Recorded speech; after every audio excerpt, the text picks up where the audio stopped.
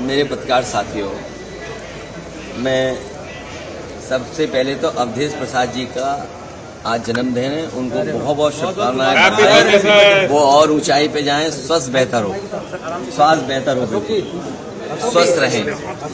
देखिए, ये जाति का सवाल कोई नया नहीं है। जाति का सवाल बहुत पुराना है। मैं उन बातों में नहीं जाना चाहता हूं। आप हमारे वो साथी हैं जो हर एक पे नजर रखते हैं, और एक समय ऐसा आया था उत्तर प्रदेश के सदन में जहां शूद्र को लेकर के बहुत सी चर्चा शुरू हो गई थी। और मुझे याद है कि मैं जब मंदिर के दर्शन करने गया तो कुछ ऐसी ताकतें हैं समाज में, वो नहीं चाहते थे कि मैं हवन पूजन करूं। मैं आपसे कहूंगा साथियों कि वो जानने की कोशिश आप करना कि वो कौन सी ताकतें हैं समाज की जो किसी को पूजा पाठ के लिए, हवन के लिए उस समय रोक रही थी। और वो दिन मैं भूल नहीं सकता हूं जिस दिन मुख्यमंत्री आवास को गंगा जल से धोया गया था। मुझे कोई आज समझा दे, कोई जागरूक समझदार इंसान मुझे समझा दे कि किसी मुख्यमंत्री के घर को गंगा जल से कैसे साफ किया जा सकता है। मैंने लोकसभा के चुनाव में मैनपुरी में देखा कि बहुत सारे लोगों ने प्रतिमा को धोया था।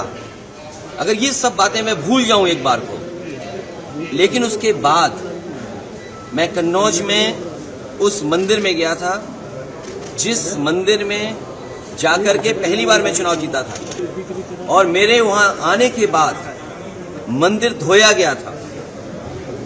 सोचिए, आप कल्पना कर सकते हो, जब आप चंद्रमा में जाना चाहते हैं, इलेक्ट्रॉन्स की बात कर रहे हो, डिजिटल इंडिया की बात हो रही हो, विश्व गुरु, अमृतकाल, विकसित भारत, और आप गंगा जल से धोएंगे मंदिर को। सवाल अगर ये हट जाए एक बार को, और जो सदन का सवाल है, क्या बीजेपी, कांग्रेस पार्टी के नेता या किसी भी व्यक्ति की जात पूछ सकती है?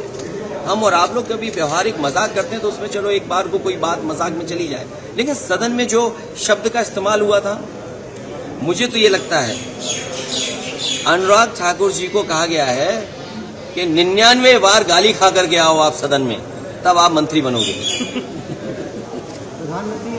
और जाति का सवाल जिसको जानना है, बाबा साहब भीमराव अम्बेडकर जी की किताब एनिमिलेशन ऑफ कास्ट, एनिमिलेशन ऑफ कास्ट जरूर पढ़नी चाहिए।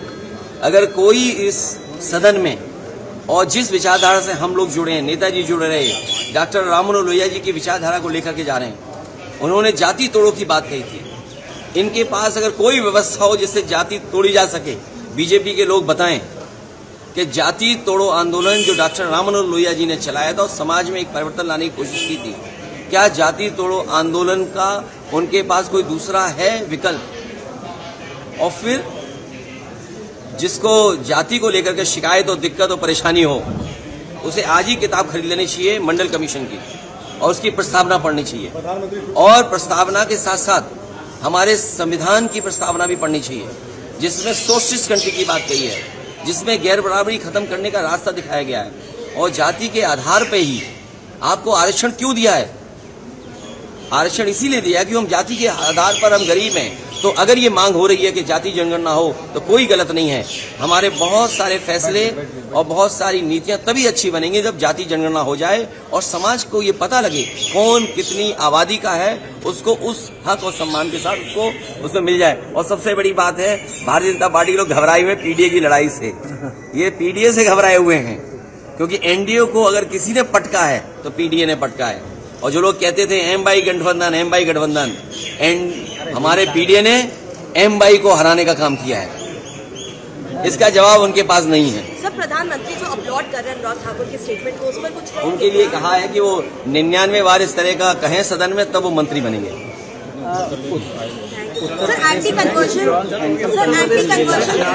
अब मैं पत्रकार साथियों से हाथ जोड़ूंगा।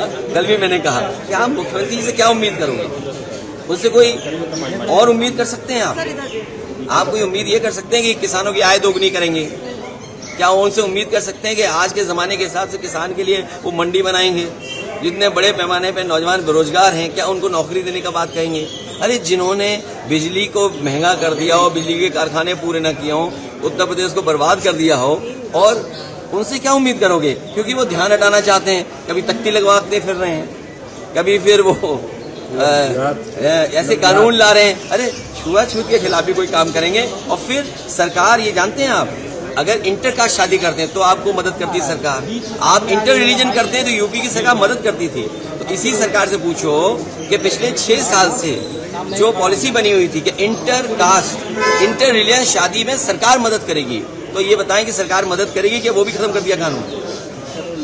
योगी आदित्यनाथ जी ने कहा कि आप चचा को गच्चा दे दिया। अरे भाई, दिल्ली वालों ने लखनऊ वालों को गच्चा दिया और लखनऊ वालों ने दिल्ली वालों को गच्चा दिया, और उसके लिए सब सर एक दूसरे से मार रहे हैं कि आगे का गच्चा किसने किसको दिया।